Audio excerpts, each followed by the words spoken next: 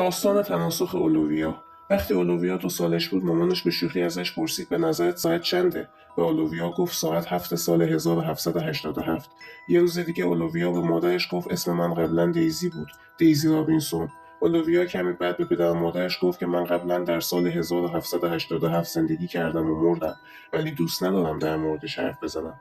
مادر اولویا برای اینکه مطمئن بشه ازش میپرسه آیا آهنگی رو از سال 1787 به یاد میاره. به اولویا میگه آهنگ پل لندن فرو میریزه که در سال 1780 سروده شده. بعد هم میگه من وقتی مردم 30 سالم بود و از گرسنگی مردم. یه روز سگ اولویا میمیره و مادرش برای اینکه دلداریش بده میگه اون خیلی زود به صورت یه سگ دیگه متولد میشه.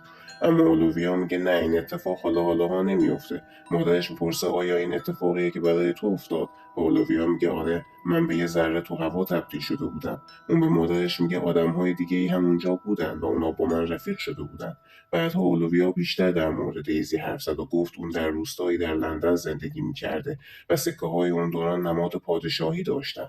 لبه‌هاشون برجسته و وسطشون تخت بود. مادر اولویا در این مورد تحقیق میکنه و میبینه سکه‌هایی در سال 1779 ضرب شده بود که تصویر پادشاه جورج روشون نقش بسته بود. در نهایت مادرش عکس سکه‌های مختلف رو به اولویا نشون داد و اون به راحتی سکه کینگ جورج رو از میونشون پیدا کرد. امیدوارم از این داستان خوشتون اومده باشه.